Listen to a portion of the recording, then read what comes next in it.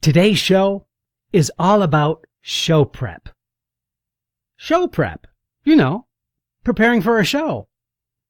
But there are some surprise elements to what I'm actually talking about on today's episode of Casting Actors Cast. This is Casting Actors Cast. Each episode takes you behind the scenes and answers your questions about the business of show. Please don't forget to subscribe and like wherever you get your podcasts.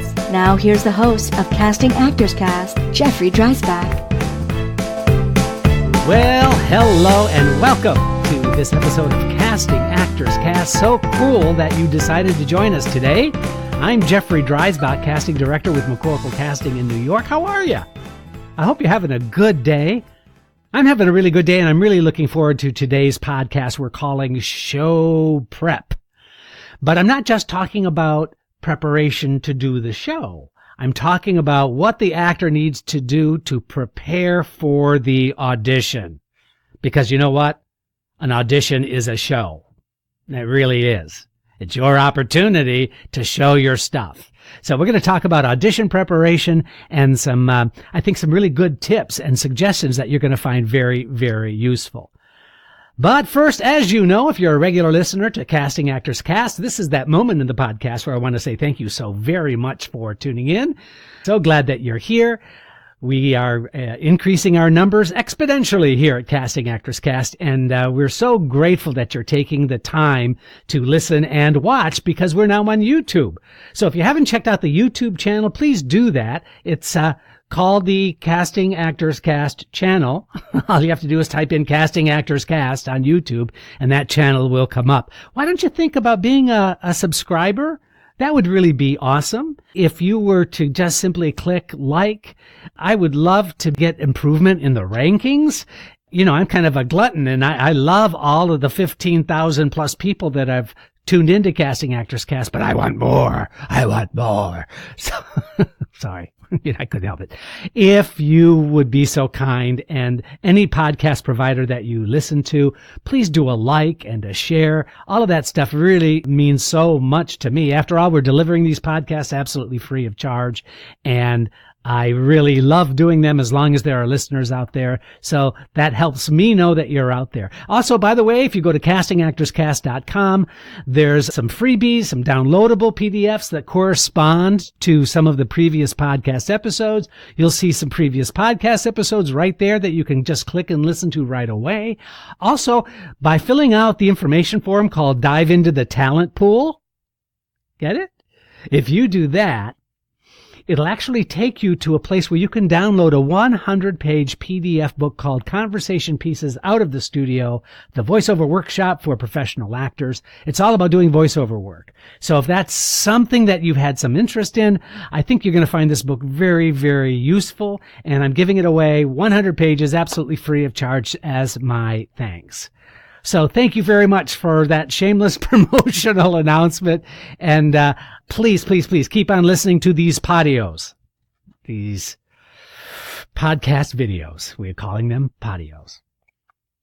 So I also wanted to bring up something that I thought was really, really exciting, and a really dear friend who at one time was a super agent here in New York City to Edward Norton and Chris Noth, and her name is Roseanne Gates, and she's written a really fantastic book, which is in the 4th edition, called How to Succeed in the Business of Show Business. And she is actually putting together an intensive. It's a 3-hour business of acting workshop, and it's taking place on Saturday, November 2nd, in New York City at the Shelter Studios Theater, which is 244 West 54th Street. So she's going to be doing a workshop, and guess what? I'm going to be a guest on her workshop. So it'd be great. A chance for you and I to say hello, to meet.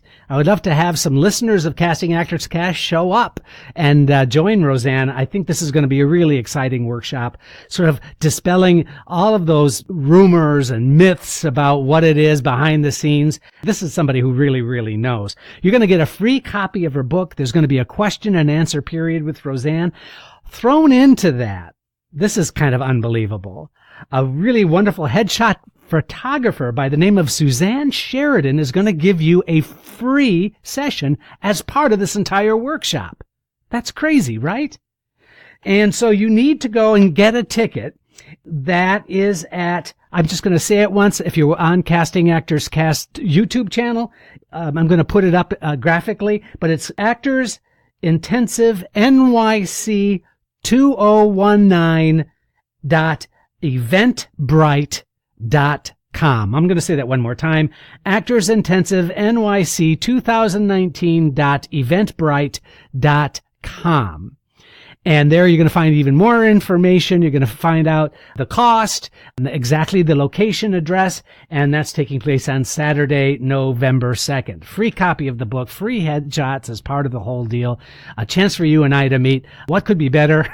It would really be great to support both Suzanne and Roseanne because they're not only great people, but they know what they're talking about. They know what they're doing. So I hope to see you there. So now let's talk about some mailbag stuff. I did get a letter that I really want to respond. So let's just take that moment now out of this podcast and respond to some mail that I got a week ago. Have a question for Jeffrey? Just go to castingactorscast.com and use the comment form. Jump into the talent pool. It's easy. Here's Jeff with this week's questions. So here's today's mailbag. It's from a gentleman named Mark, and I'm going to read the question as I received it. And I want to thank you in advance, Mark. Anybody who has a question, please go to castingactorscast.com, fill out the form. There's a place for you to ask the question. I'm happy to respond to it on the air if I can and help you help others. That's the way it works here. So this is his email. Jeffrey, in one of your upcoming podcasts, might you be able to talk about how one's reputation within the industry can affect a career? If one has had an experience with a director or a producer that was problematic, how might that experience affect the actor when the question comes up? How is he or she to work with? And that question does come up. Or when an agent or casting director makes a call to do research on a performer. He also says, I haven't made a practice of being difficult to work with, but I have had some creative differences in the past. And thank you so much for that question, Mark. And I love the question because it really does address some of the issues and some of the things that we've talked about in some previous podcasts. And that is that your reputation is something that you have to grow and continue to develop over time. And if you've had creative differences with a director, that should not be cause for you to have any distress. And here's the reason why. Anytime a casting director, and I can speak for myself, is asked to do some additional research, we might take that on ourselves, by the way. If we're not that familiar with your work, we think that you might be right for a particular role, but we want to make sure that when we bring you in, we have as much information at our disposal as possible. So what we're going to do is do that research. Well, we'll call a director that you might have on your resume, or we'll call somebody that you worked with in the show. You know, it's a very, how do I say this? It's a very small community, after all, much smaller than you might think. And Pat or myself or Katya in our office or Nathan, we have no problem picking up the phone and finding out more about you and how you are to work with. So if something has taken place, we're going to hear that. But that does not mean that's, overdone what's gone. That you don't lose out necessarily because the director didn't like you and didn't have the nicest things to say about you. Because here's why. If we call a director and he has negative things to say, we're going to find out from another source. In other words, we're going to keep investigating and keep looking until we are satisfied that you are the right person to bring in, that your work and play well with others is part of who you are. All of those things get vetted out. We don't just trust one source. However, I will also say that if that is a situation where you feel it's haunting you and keeping you from other opportunities, my feeling is this. I think you got to get it out in the open.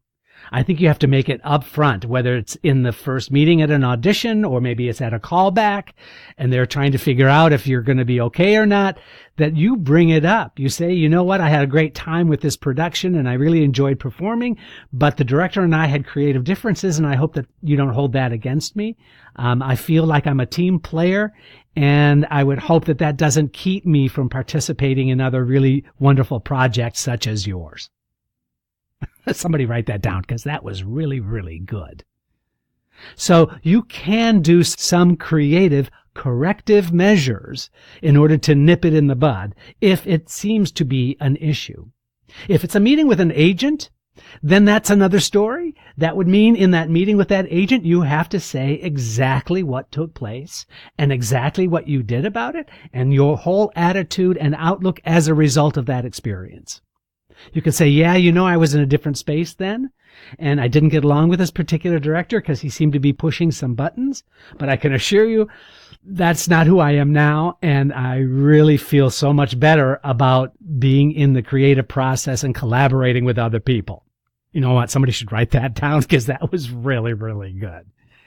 So there are things that you can do to correct it. Please don't live in a place where one bad situation colors your entire experience, because that can be, that can be a burden, and you don't need to be burdened by that. You can nip it in the bud, be straightforward, be upfront, be honest, and just rest assured that we are going to do our part to make sure that if we get one source that is not as kind, we'll go to another source and then another source. We'll go to as many sources as we can to get the most information we can about whatever the situation was. So I hope that makes you feel better. That was my intention, and that really is the reality. A lot of people just don't kind of like to own up to past situations, and they try to divert. And I can tell you from my experience that that reputation follows that person longer. And if you get a reputation of being difficult to work with, but you're really, really such an excellent talent that it's something we might consider overlooking, I can tell you right now that that's less and less becoming the case. You see, this is a buyer's market. And there are a lot of really talented people out there who can deliver the goods and maybe might not be difficult to work with at the same time. Something to consider. Again, thank you, Mark, for the question. Let's talk about show prep. That's the whole theme and the title of today's podcast. And when I talk about show prep, an audition is like a show. It's your moment to shine. From walking into the room to saying your name to introducing yourself or being introduced to the entire group, that is your show. I love it when things happen in the course of a week and it just kind of knocks me between the eyes and says, you know what, that would make a really, really good podcast video. That would really be great. And that's what happened this week as I am working on casting the national tour of Turning 15 on the Road to Freedom, which is a new play. It's about the March on Selma in the 60s. And it's the main character is a 15-year-old girl who was arrested 9 times because she marched on all of these civil rights movements that took place in the Deep South in the 1960s with Martin Luther King. And so it's a really wonderful musical. It's got music. All of the ensemble plays several different characters. So you have to have excellent voice. You have to really be a strong actor. We gave out not only lyrics to some songs to sing a cappella, that's without piano. We also gave out sides that had a monologue from the show. So it was a book, and now we've turned it into a musical. And what was amazing to me is we had the 2 producers, we had the director, we had the music director, and we had myself and my assistant were in the casting. And so there were 6 people there, and we were sort of watching what was taking place. And I was just amazed when the director made a request of one of the actors during the audition, that actor couldn't fulfill that obligation. Here's one example. The director said, I really like the way you did the monologue, but do you have another monologue, something in your back pocket that you would like to do that could just show me something else? I was absolutely amazed that there were several actors who said, no, No, I don't have anything else. I just worked on this. I'm sorry. What? As a performer, it is really important that you have a couple of pieces at least in your back pocket that you've worked on, that you're comfortable with. You never know what you're going to be asked in an audition. If you've got, I can do a handspring on your resume under special skills, you can bet that there's going to be an audition where someone asks you to do some handsprings. Are you ready to do the handsprings? So when I say show prep, I'm talking about keeping an entire list, a categorized list of those things that you can show if called upon to do so. So please have a couple of prepared monologues. Have something, a funny contemporary monologue. Have a more classical piece. Have something that is very, very emotional. Have something that is very, very quirky. Whatever. Have a couple of monologues in your back pocket, please. You just never know. And it's the difference between getting a call back or not. You don't want to be, well, okay, if you don't have anything, thank you very much for coming in, which is what we did to several actors. That was awful. So don't do that. The other question and the other request that we got many times was, do you have something else in your book that you could sing for us a cappella? Let's see, I see on your resume that you did this show. There's a song in that show that I really like. Would you mind singing something from that show? What was amazing is actors were like, sure, of course. And they just started singing something from the show. It was like, oh my gosh, that was fantastic. Really smart. It showed so many things, right? It showed that the actor was sharp. It showed that the actor actually did the show.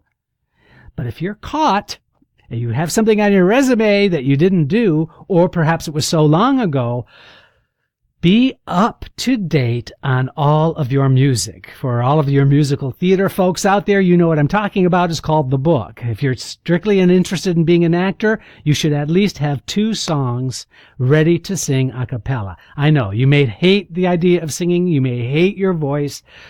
Get over it. You just never know when you're going to be asked to do those kinds of things in an audition environment. So that's show prep.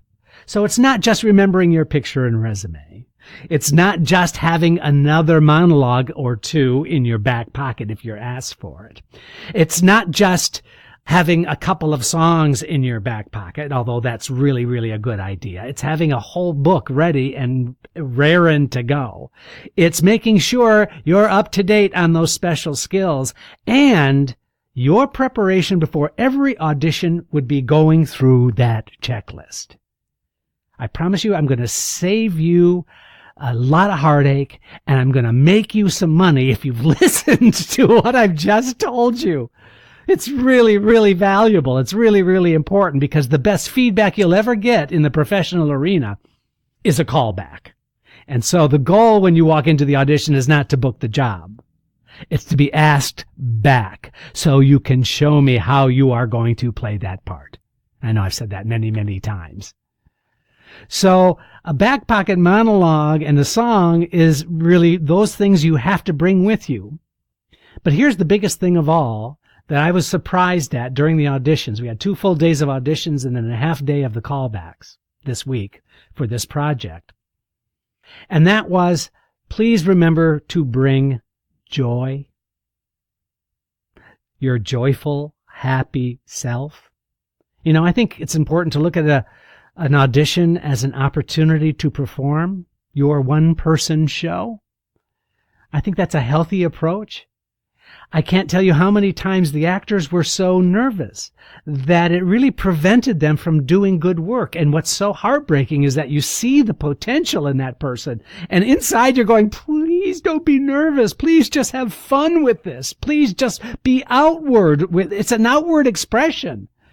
And that many actors just felt that they were being observed and self-conscious. And this was a non-union project, but that's no excuse. There's a lot of non-union shows going on out there. We don't, at McCorkle Casting, where I'm a casting person, we don't do just union productions. Predominantly we do.